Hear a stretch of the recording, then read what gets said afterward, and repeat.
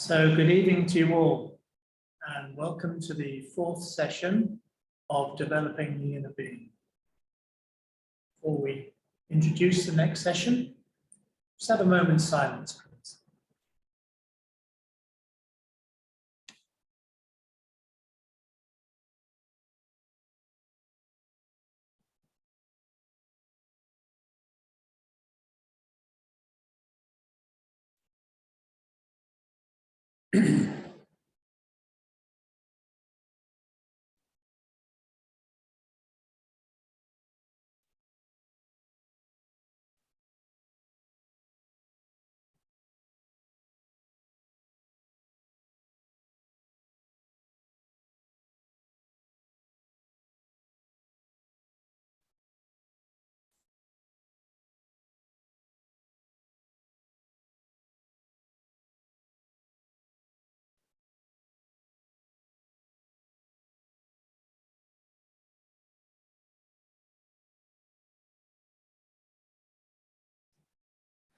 So warm greetings to you all. Our next facilitator is Dr. Monica Gelati.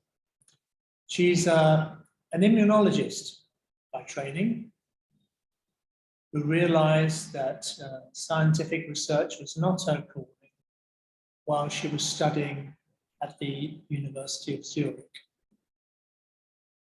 It was actually cancer that became her wake-up call. Made her realize that her truth was the way of the heart. So she's a very fearless individual who endeavors to be conscious in all of life's movements, to interpret every inner message when confronting the challenges of existence.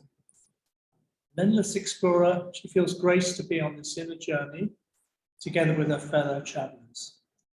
Monica is also an editor of NAMAH, the Journal of Integral Health, and is actively engaged in spreading Mother and Shobin's insights on an online platform called Living Light.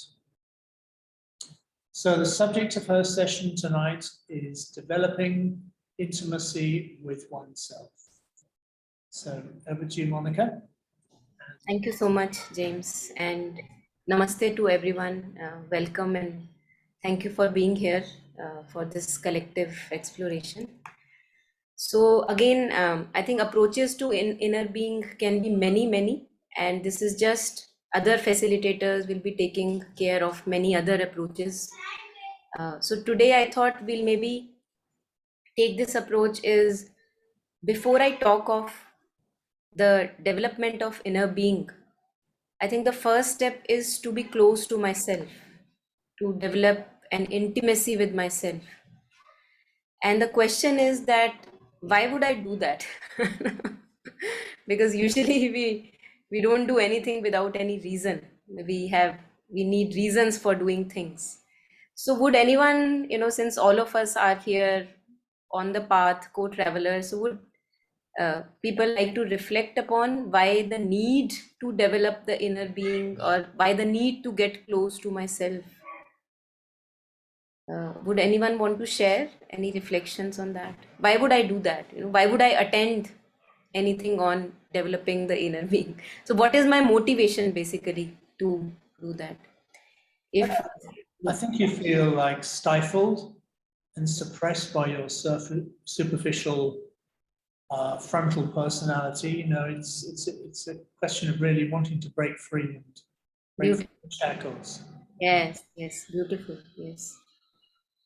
Yeah, anyone else? Anything to share or add on? Why would I make this journey? Because there is an effort required. Why would I make that effort?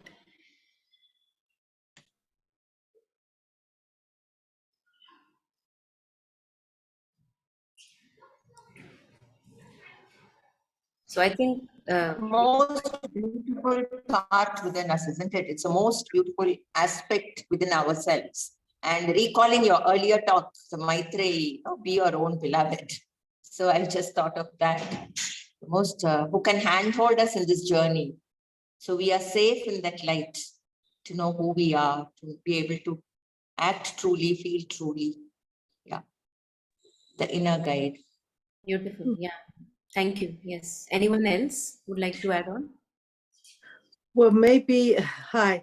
Well, maybe, you know, I have to start from myself to be intimate with myself in order to be able to be intimate with others. This is my thought on that, because it starts from within. Everything starts from within. The whole universe is within me. So maybe it's that. Beautiful. Thank you. Thank you. Okay, thank you. Radhika ji, you would like to add on? Yeah, I also think that, being on the surface and living the surface life, after a while, one is quite tired because you realize you're only going around in circles. You are not making any headway, not going anywhere. And I think with all that frustration and stifling, as James said, one starts looking inwards and you really want to make friends with your inner being to get on, to make this life really and truly beautiful the way it's meant to be. Beautiful. Yeah. Thank you. Thank you for that. Yeah. Anyone else? All the reflections are welcome. So please share anything that comes to you.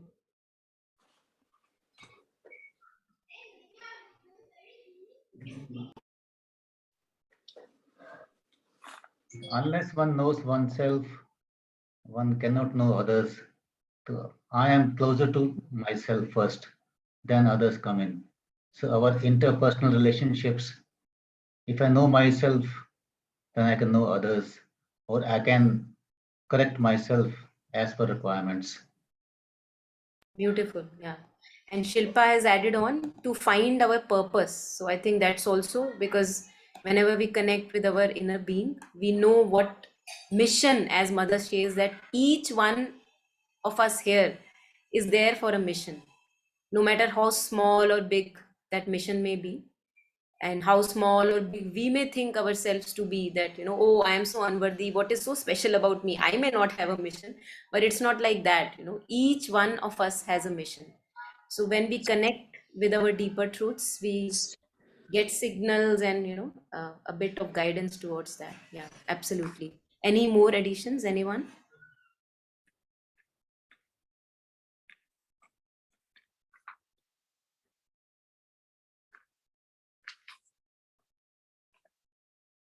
All right, so I think that's a beautiful start, and all of us are approaching from different directions, and each of the reflection is one can be said that it's correct.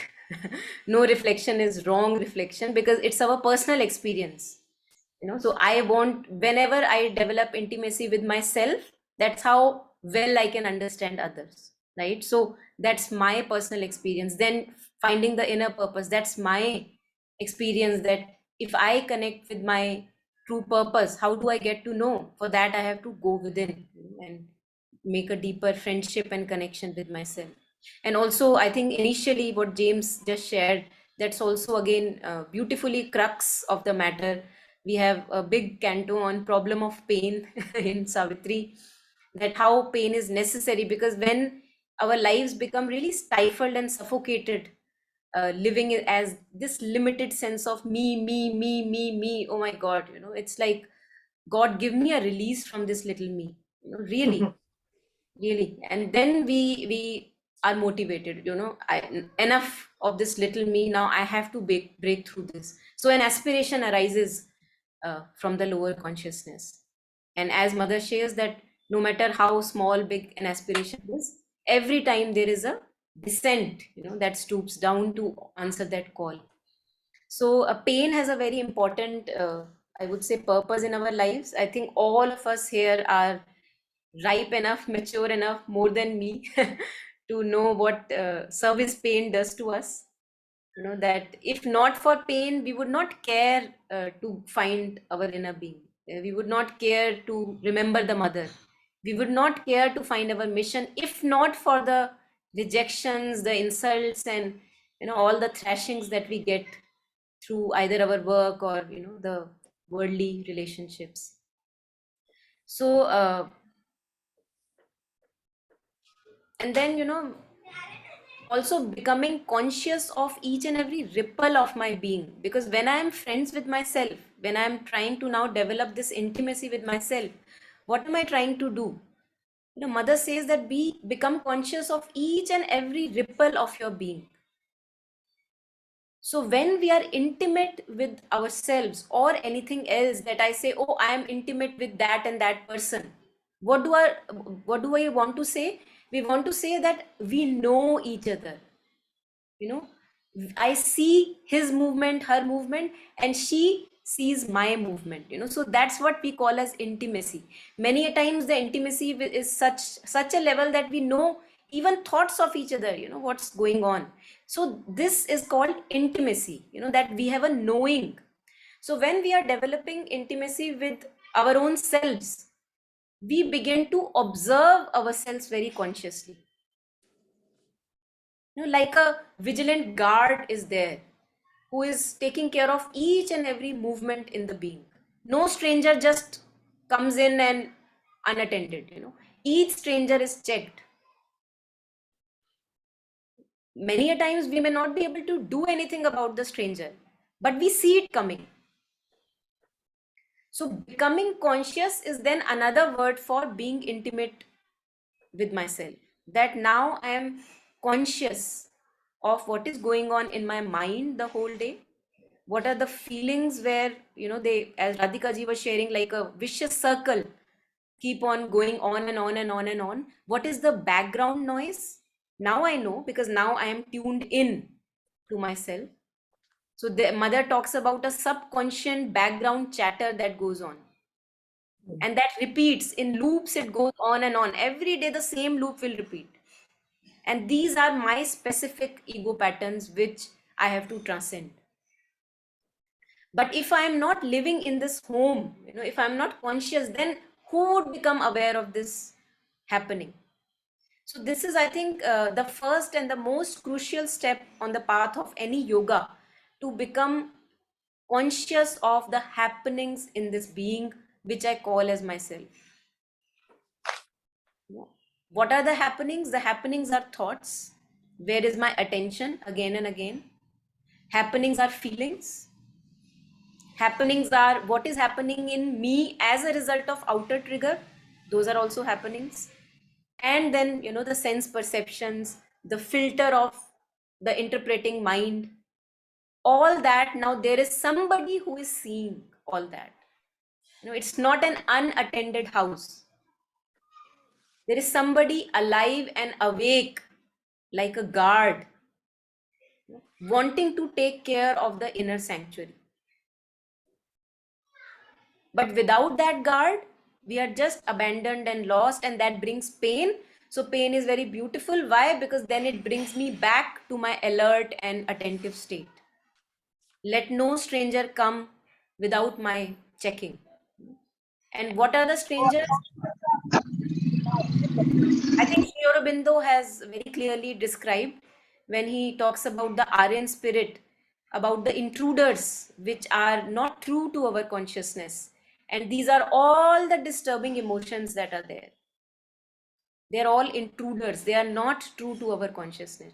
Jealousy, ambition, greed, lust, anger, blame, victimization, they all bring a lot of unease in us.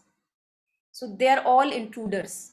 And whenever they arrive in the house, something is on guard which is checking, oh, you are here. Now I see you. So the next step will be decided after this initial checking has been done with the guard. So mother talks about self-mastery. Mother talks about, just like we organize things in the outer space, we have to also sort and organize things in the inner space. But how will I organize and sort things in the inner place when I have no knowledge of what's going on within? So that's why, again, becoming friends, becoming conscious of what are the happenings in my being, so that I can put things in order. So even for self-mastery, befriending ourselves would be the first step. Otherwise, how would I master anything which I totally have no clue about? What happens to me at this trigger? What happens to me when this is said, when that is said? So then you begin to see the mechanics of the ego consciousness. Oh, this is how it works. This is how it operates in me.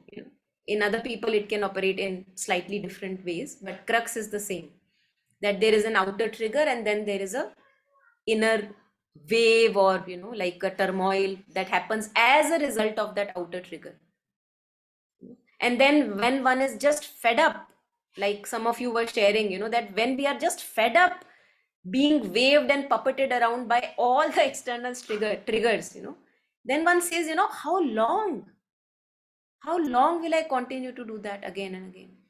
And then we are motivated to have a connection, deeper connection with the mother, with our inner being, so that that can come forward and wake up, rather than the outer being, outer crust personality living our life. And one has to become very sensitive to any unease in the being. Usually the way we live in contemporary lifestyles is that, oh, everyone has stress, so I am no different. But mother says that be very, very sensitive to any unease that develops within the being. Because whenever there is unease, it means it needs attention. That's why unease is there. Otherwise, it will be easy. So those of us who are developing and cultivating this habit of having a simple mind, simple heart, light living, uncomplicated life, whenever a little trigger happens because of the ego consciousness, it's like, something is wrong, like seriously wrong. They don't become used to it. So we don't have to become used to the unease. We have to be very, very sensitive, like, earthquake measurement. It's like, it's a very sensitive measure, just a little ripple and it notices.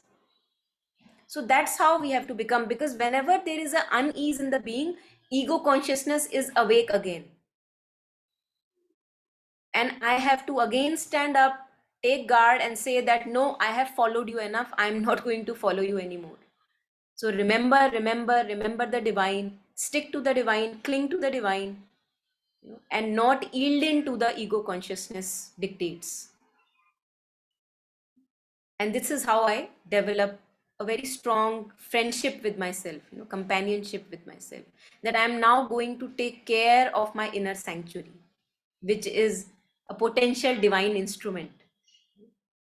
Each one of us, no one is special, no one is non-special. We are all very, very ordinary, and we are all extraordinary at the same time. So just taking a pause here, any reflections, any doubts, anything?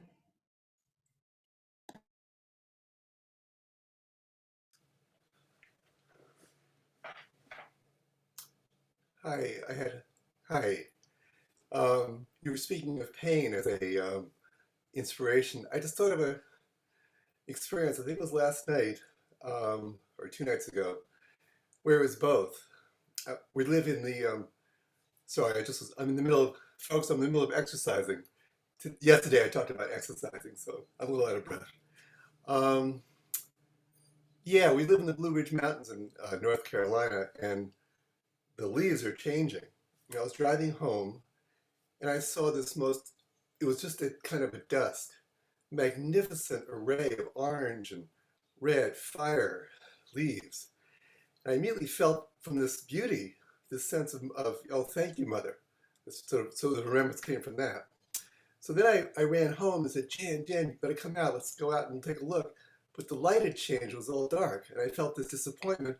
Oh, this ego is too bad. And I thought, Mother, this is your play. So it's very trivial, but both pleasure and pain can both be. Yeah, that's all. Absolutely. And we see that how pleasure and pain alternate, because very soon pleasure becomes pain. So the very thing that was giving me pleasure, I think, especially in the terms of very close relationships, the same person that I wanted many, many years ago, that has become a pain in my ass. The person is right there in front of me, but instead of pleasure, I have pain. So absolutely, absolutely resonate with what you shared. Yes. It's just that when it is in the face of pleasure, I want it. And when it turns into pain, that I want to run away from it. Yes. Yeah. Beautiful. Anybody else? You talk about becoming sensitive to any unease that mother said that develops in the being. There's so many uneases in in my being, so many. So okay, we become conscious, but how do we deal with it? There's so much unease going on. Yeah. Imagine that somebody on your dinner table brings garbage. You would not need to ask anyone, how do I clean it? You would intuitively know that it's garbage, not right place on the dinner table, and it has to be removed, right? So the thing is that there are many, many things in our life that although are bringing us unease, but they don't appear like garbage. We still have hopes from them. One day will come when this thing will give me some, what Dawn was saying, pleasure, some happiness. So we keep on waiting for that day, and the garbage keeps on piling up. But we can't see that as garbage. So the idea is that to have such a taste for an easy and uncomplicated life, a simple mind, a simple heart, a good heart, that anything that appears even in the pleasure of, in the face of pleasure, maybe it hides in the face of mask of pleasure, you are able to see that, see, this thing which is today giving me so much of pleasure, it can very well and will very well, very soon give me so much of pain. If this can be seen, I think then you would not even have this question that how do I clean up, because then it will appear like garbage. Right now it's not appearing like garbage. It has a promise that one day will come when it will give me some happiness, but we don't see the hiding pain behind that. And the thing is that we are two sticky beings.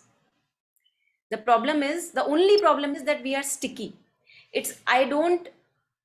I naturally, I am not able to let go. So if there is a relationship, I would want to stick. If there is a work which is giving me, some happiness, I would want to stick. When the work is taken away, I will be in pain. Why? Because I was sticking to the work. So the idea, I think, slowly is to become non-sticky. Letting things come, letting things go, letting things stay for as long as they like, and then letting them go. It is not an easy journey. I personally understand that it's a long, as mother says, it's a very, very long and arduous journey. So being non-sticky, I can of course talk about in a session that let's become non-sticky, all of us. But we know that we have to work on it. It's not an easy journey to become non-sticky. Thank you, Monica. Thanks. Thank you. Monica ji, Jishnu here. Yes, Jishnu. So one thing which I felt when you spoke of uneasiness, I also felt one aspect is people who want to, as you said, that people who want to live a simple life, the psychic is awakening, or at least it is making an effort to awaken. And then if any falsehood comes, it is the psychic being feels this tremendous unease. And to answer the other question also, this unease comes because we are still not fully united with the psychic. There are different parts within us, different parts seeking different things.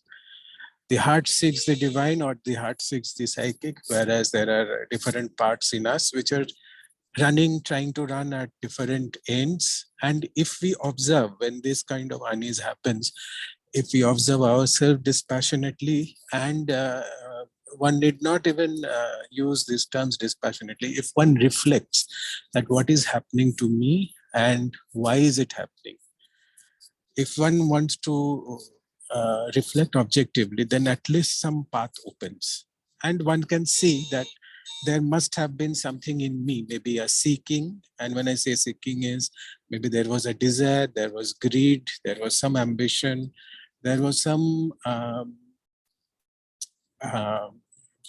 requirement for name or fame, because of which these unwanted events are happening, and I am feeling the unease. Absolutely, yes. But mother shares about this, and I'll bring up some lines from prayers and meditations.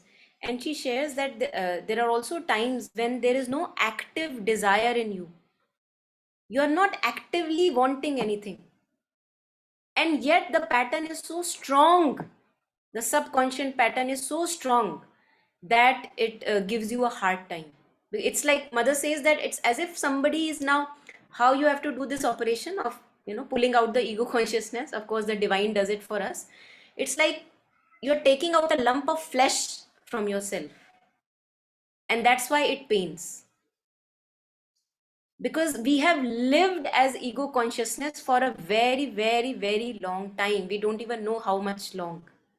And now when we are consciously trying to surrender ego at the feet of the divine, it obviously will hurt, but it's a auspicious kind of a pain, which I can, just like a labor pain that a mother goes through, it's an auspicious pain. In fact, doctors may become very concerned if the labor pain is not happening, right? So that kind of a pain, when the ego consciousness is slowly, it's like taking a back seat, and the true consciousness is taking the front seat.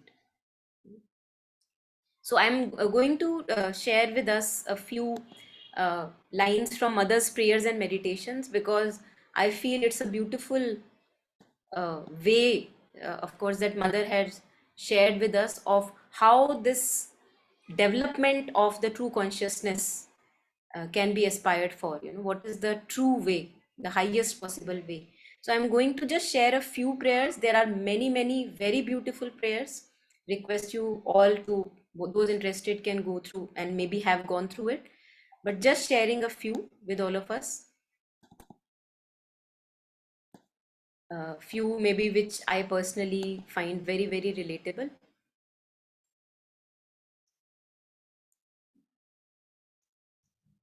Yeah, so this is my favorite prayer, and I'll just go through it, and maybe actually would be nice if somebody else can go through it one by one, whoever feels the readiness to read this part. If anyone would like to unmute and read it out aloud for all of us. I can read it.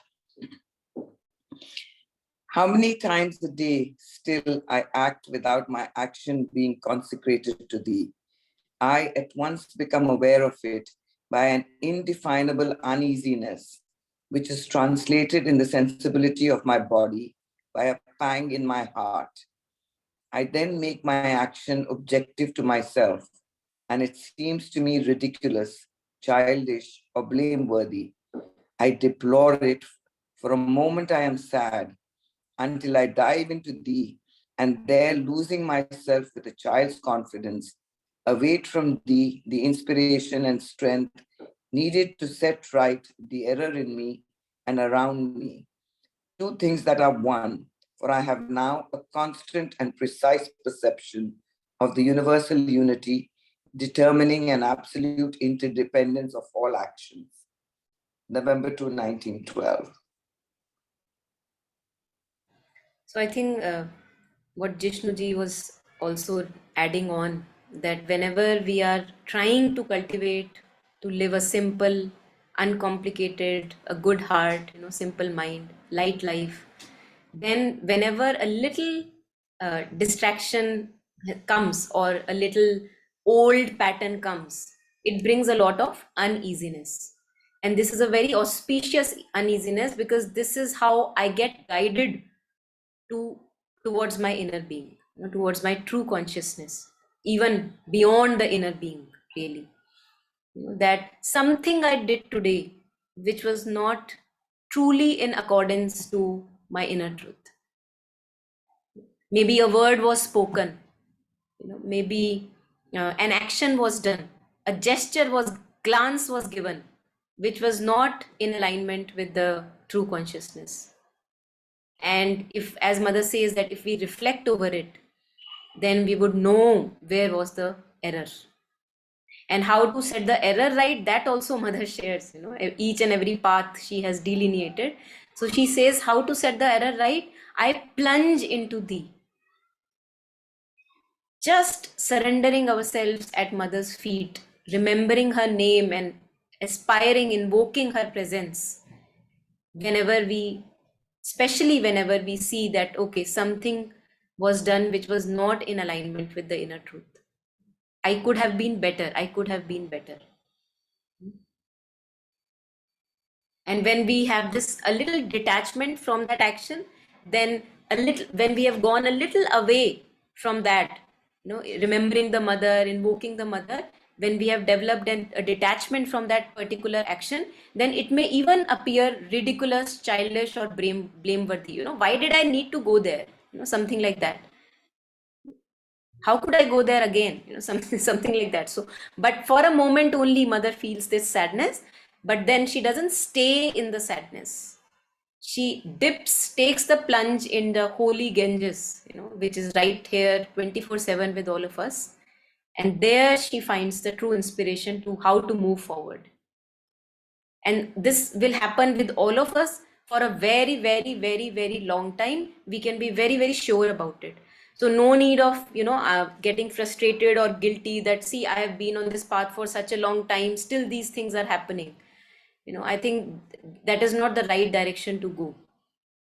It's a very long journey, and that's why we need so many teachers, so many books and masters and words as reminders, because there is a lot of forgetfulness, there is a lot of ignorance still. But we also have light and consciousness. If there is ignorance, there is also light of consciousness within us. So it's a good journey to embark upon, although a long one, but enjoyable one. Yeah.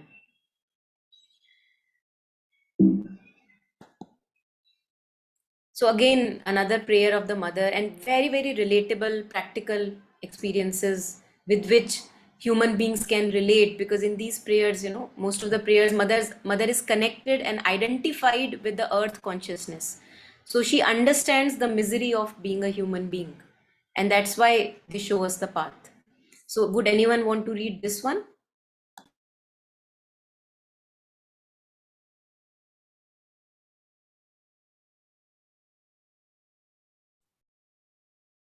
Yeah, I can read. Yeah.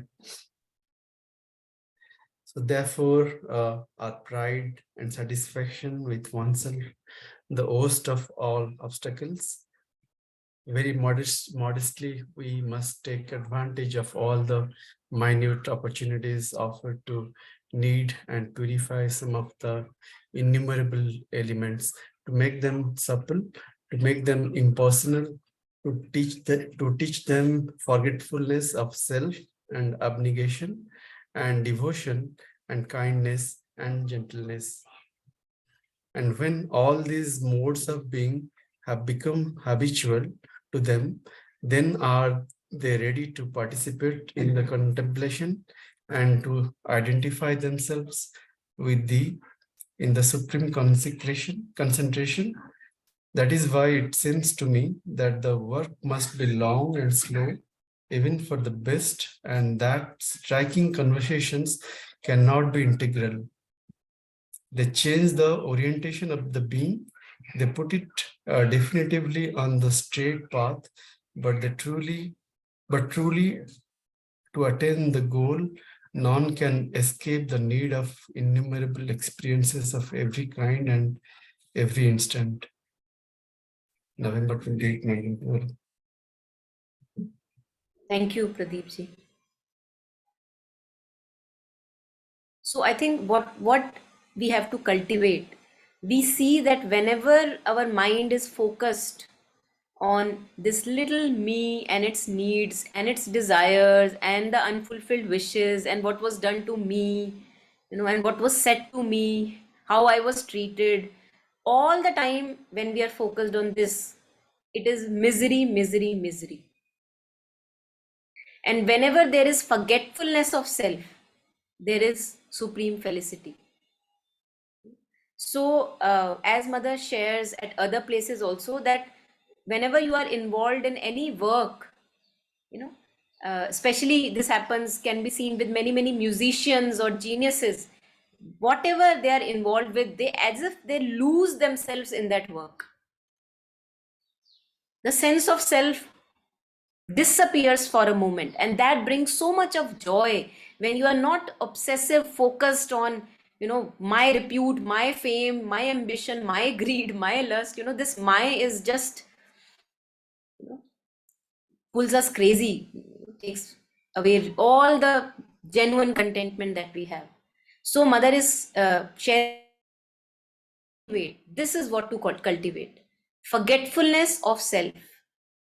That the moment I become conscious of all these crowding thoughts of me,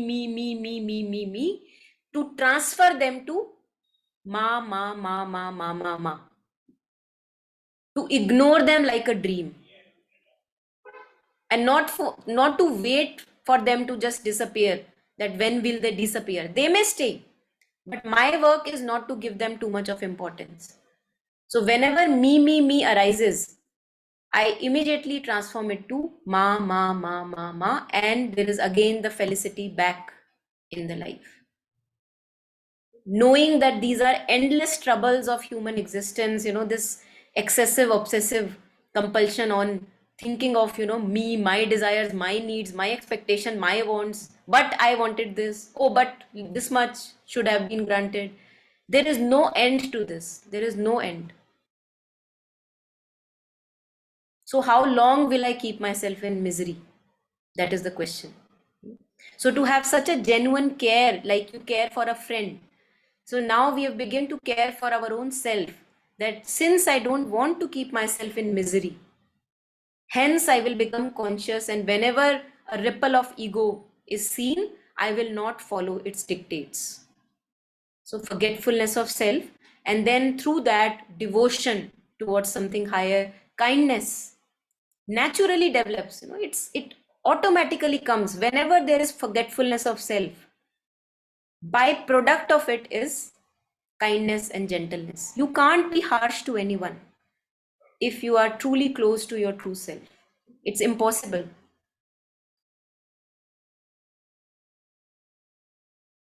So mother says that we have to cultivate, this has to be cultivated. And when these modes, right now, what are the modes that I am habituated with? All the disturbing moods. Anger, jealousy, name, shame, fame, all that's very regular for my consciousness. But now I have to transform it in such a way when these modes, forgetfulness of self, abnegation, neti of me and my needs, devotion, kindness, and gentleness, when they become habitual to me, when I develop a good taste for them.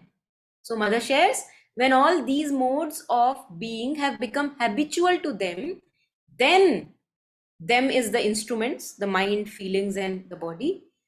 Then they are ready to participate in contemplation. So that like an integral aspiration arises from the being. Then they are ready to identify themselves with thee in the supreme concentration.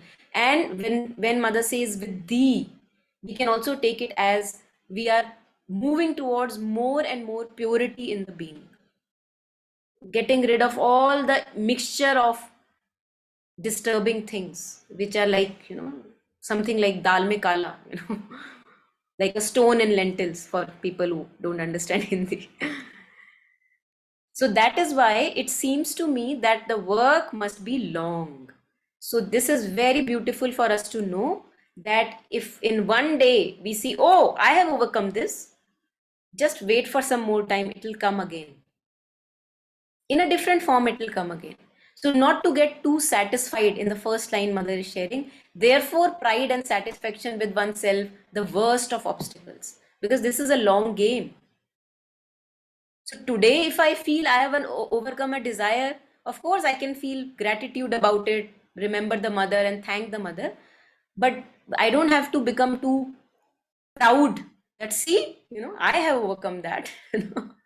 If not for the mother and divine guidance, we are nothing. We are nothing.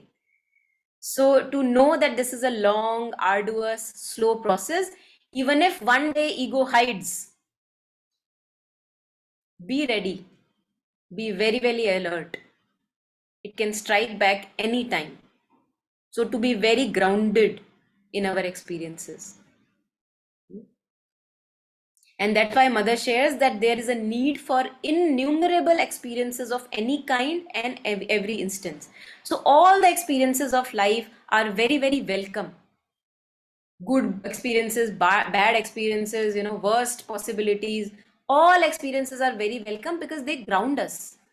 The moment we are rising up in the air, they give us a grounding. Stay rooted, stay rooted with the mother. And we don't even know, before we fall, we don't even know that we were up in the air. That's the beauty. So you may think that, oh, but I am living a very genuine, grounded life.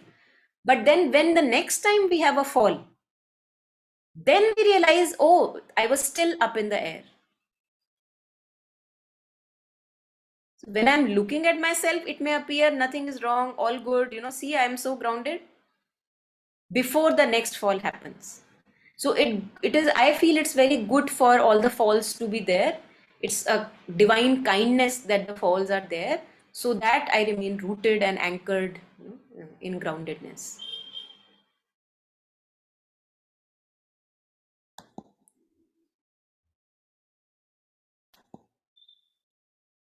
Yeah.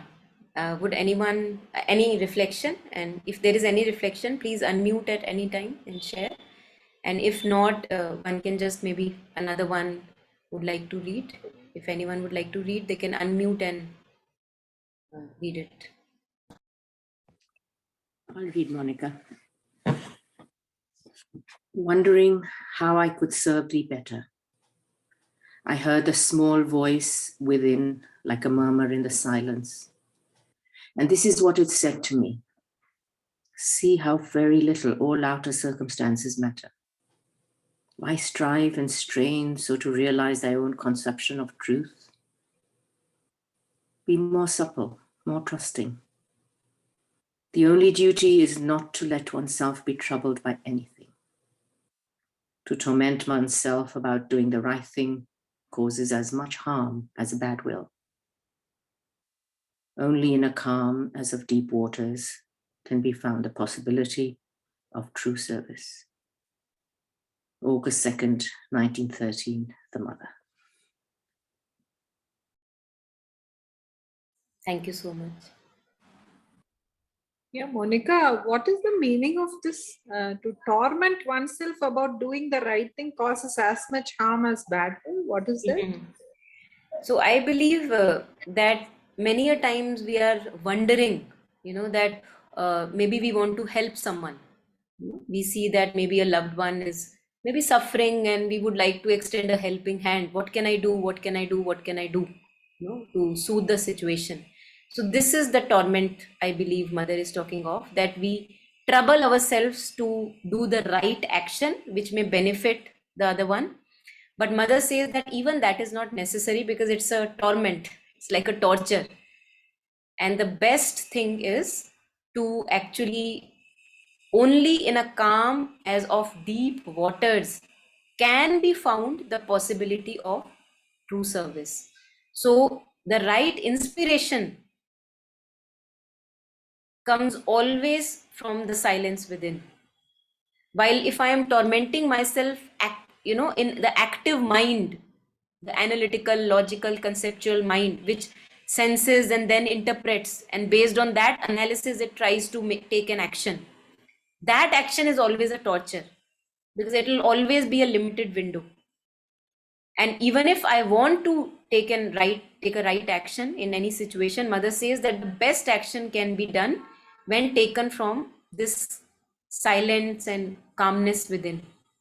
So when I am rooted in that calmness and when I'm rooted with the mother, then automatically an insight comes which guides me, okay, what is to be done. So it's not a factor of my analytical, logical mind, which is first sensing the information, then it is interpreting based on the past, based on the future, and then deciding, okay, which step to take, which word to speak, etc. So that mother says that that is a torment, and it is as good as a torment that a bad will do. Yeah. Thank you, Monica. Yeah. Again, we nobody of us is in a state which is naturally like this. We have to know that, and we have to really stop beating ourselves, because if it was not for this adventure, all of us would not be here. The very adventure is that there is darkness, there is agitation. And since we also have the power to purify and have a calmness with which we can work, that's why we have been granted on our plate a lot of agitation, because mother knows you can deal with that. Mother knows that you can transform it. So I think I find that we don't have to really beat ourselves or also compare ourselves with others based on our sense perceptive mind, that see, he can work with so much of calmness, but why can't I? So, but if it is an inspiration that you are taking from other person, of course, beautiful. But this comparison is not very good, because we don't know the truth. Even when I'm talking and looking at the other person, see how calm that person is and how beautifully he works, etc., etc. We don't know the truth. So all that we have to compare is, even if that there is need to compare, is comparing my own versions of myself. How am I evolving? How am I growing in my consecration? I think that's more than enough. And the moment our attention goes to anybody else, it's tragedy, it's turmoil. So why to invite unnecessary turmoil in life? And if we have to focus on others, it can be in also a direction that let me take inspiration from others. If one can do it, many can do.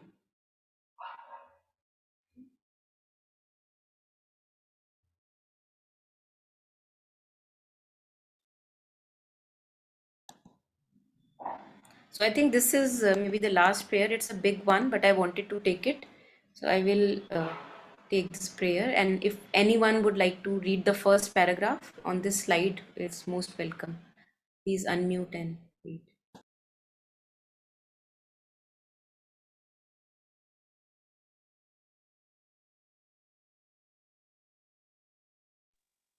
Shall I read? Of course, yeah, please. The greatest enemy of a silent contemplation turned towards thee is surely this constant subconscious registering of the multitude of phenomena with which we come into contact. So long as we are mentally active, our conscious thought wails for us this overactivity of our subconscious receptivity. An entire part of our sensibility, and perhaps not the smallest, acts like a cine camera without our knowledge and indeed to our detriment. It is only when we silence our active thought, which is relatively easy, that we see this multitude of little subconscious notations surging up from every side and often drowning us under their overwhelming flood. So it happens that as soon as we attempt to enter the silence of deep contemplation, we are assailed by countless thoughts, if thoughts they could be called, which do not interest us in the least, do not represent for us any active desire, any conscious attachment, but only prove to us our inability to control what may be described as the mechanical receptivity of the subconscious. A considerable labor is needed to silence all these useless noises, to stop this wearisome train of images, and to purify one's mind of these thousand little nothings so obstructing and worthless. And it is so much time uselessly lost. It is a terrible wastage. Thank you so much.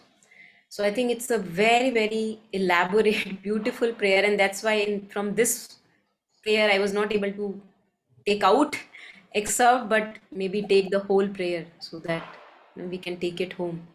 So those of us who maybe have tried in gathering the consciousness and maybe say meditating, bringing the mind to either mother or bringing the mind to breath in the body, settling it down in gathering, they would have seen that there is a background chatter that goes on. We may not want to involve in that background chatter, but it is there. It's like a machine has been running for ages, and that machine has not come to a full stop. Like it's still running, churning.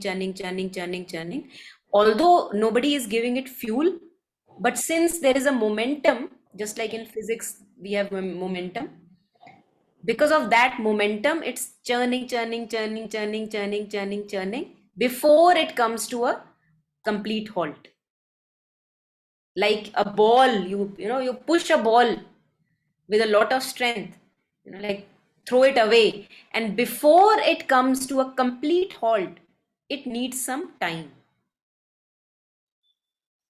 It can't just suddenly come to a halt, right? So mother is sharing that whenever we are trying to settle our mind, quieten down the mind, this is the greatest enemy that we see. For those of us who have consciously been witnessing it, subconscious registering of multitude of phenomena which we come into contact. Any daily event in the day, how it triggered you, what was said, the spoken word, the action, the gesture, the glance, and the interpretations about that. And these are all subconscious, like in the background. You're not actively maybe engaging in that, but they are going on and on and on, like, a chatter. And then mother says that this filter that comes, or curtain that comes in front, many a times we are even actively thinking about it, analyzing about it. So long as we are mentally active, our conscious thought veils for us this overactivity of subconscious receptivity. So many a times when we are actively thinking about something, we know that we are thinking about this particular plan that we are going to have, or a travel thing or anything. This all chatter goes into the background.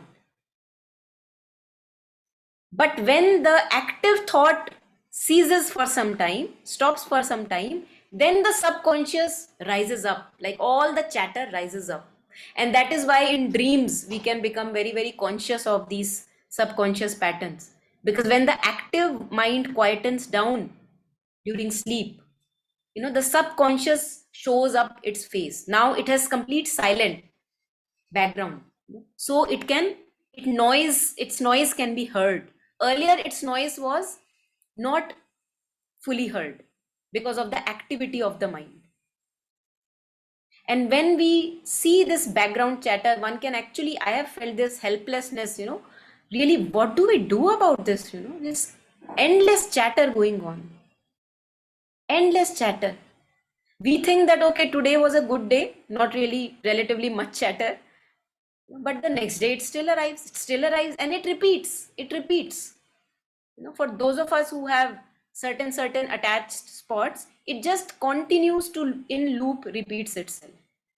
So mother says that it's almost like everything is noticed and registered and then interpreted, and like a pattern. It's a mechanical pattern. You don't even have to consciously do it. So it's like you put a chip in that, and then the computer reads it. Why? Because the computer is now programmed to read it. You put another chip, the computer reads it.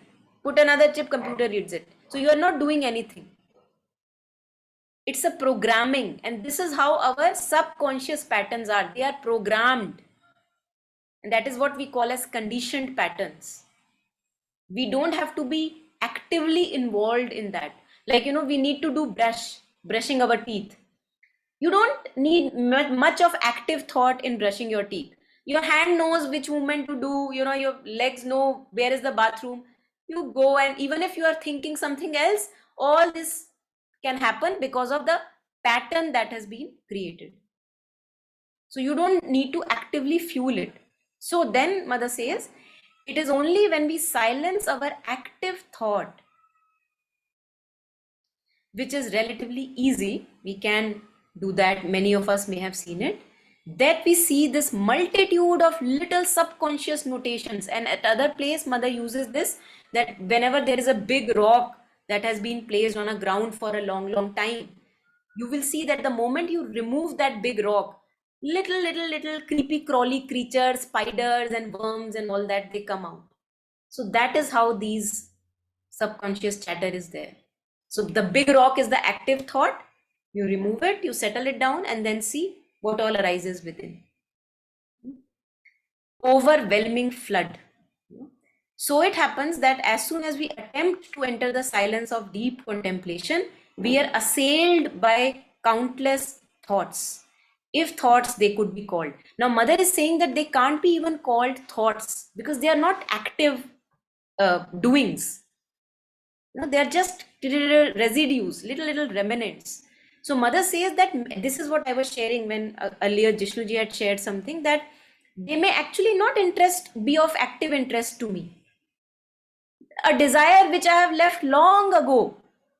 And yet, Mother says, do not represent for us any active desire. I am not fueling it. I don't want anything from it. But see, it is still there. Any conscious attachment. You are not even consciously following the dictates of any attachment in your life. And yet, the pattern is there. You can't help it. It's there. And then Mother says that this, when we see, then we see that, oh my God, such a considerable labor, effort is needed to silence all these useless noises, to stop this wearisome. Why wearisome? Because it drains our energy. Wearisome train of images, and to purify one's mind of these 1,000 little nothings. These are nothings. We don't want anything from that, and yet they are there. So obstructing and worthless. And in this, Mother says, we lose a lot of time.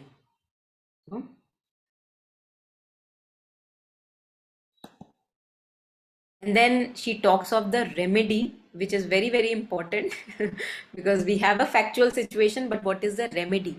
So first, Mother shares, we can take the ascetic path where you can have solitude, inaction. You don't indulge in those activities which give you too much of turmoil. You don't face that person that brings you a trigger.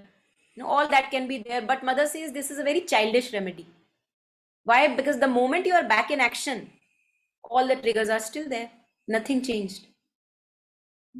Then she says there's another remedy, which is maybe the Buddhist path, a bit of that one must actively control the subconscious chatter as one controls the active conscious thought. But then Mother talks about the highest possibility, as she shares in each and every prayer, surely something more rapidly effective. And what is that? O Lord, eternal Master, thou shalt be the teacher. You guide me, the inspirer, and thou wilt teach me what should be done. So having absolute faith that yes, I will be guided. I am guided. Each one may have a different route of guidance. So to have absolute certitude that Mother is here and Mother is going to guide me through this mess that I am in, because I don't want now to be in this mess. So that after an indispensable application of it to myself, I may make others also benefit from what thou hast taught me. So now Mother is just living it like an unfolding in life, living it vast open, that whatever path, I don't know which path to take, what is the remedy, but you are the remedy. You are there. So you will show me the path, so that applying first on myself, I can then benefit others around me. And this is what is the mission for each one of us, because each one of us has been given a set of problems to overcome in our life. And the more we connect with this true guidance within, we receive the inspiration towards the remedy. And in that aspect of life, then we can spill out the benefits to others. And each of us has a very unique set of problems. No matter how ordinary they may seem, but they are very, very unique. So when we work and heighten our aspiration that, okay, let me find the highest possibility, highest possible attitude in which I can go through this situation, then not only that we do benefit to our own self, we also are able to benefit others. That's what we have to find. And although in the interest, What's the date of this prayer? Sorry, this is what's November, the date of this prayer? November Date. 25, 1913. November 25, 1913.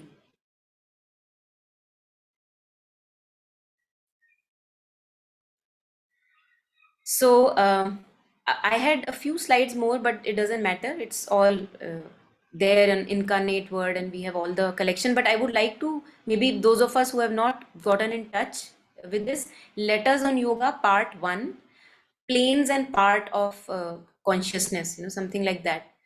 Letters on Yoga Part 1, the planes and part of our being. I will maybe share it on the WhatsApp group.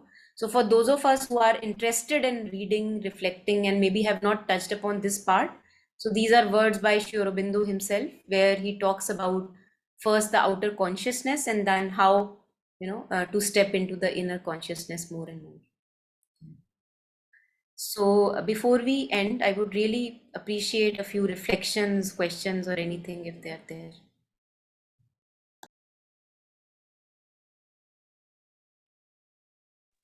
Beautiful sharing.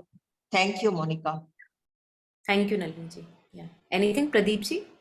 Yeah, I was asking, you said pain kind of orients us towards divine, but is it pain can act as an accelerator, but is it inevitable, or is it always necessary to, otherwise we feel okay, we should have pain to it should not be an invitation for pain. So that's something I wanted to ask. Yeah, I think Mother has shared about this, that we should not invite suffering.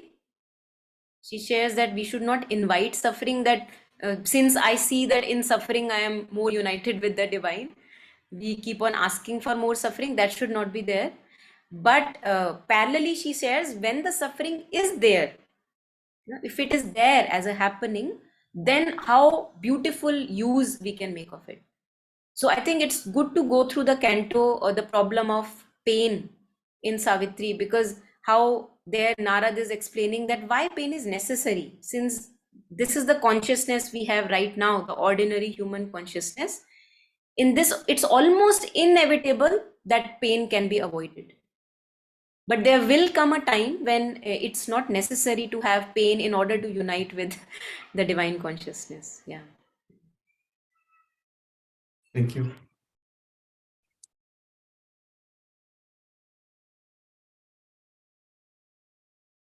Anything else, anyone?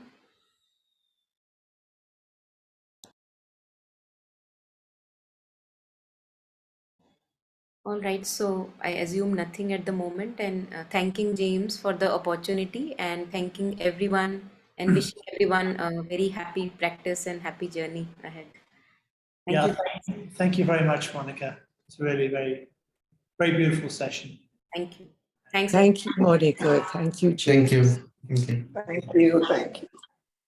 Thank you, Monica. So until tomorrow evening, 5:15. Thank you. See you again. Thank you very much, Monica. Really splendid session. Thank you. Bye, everyone.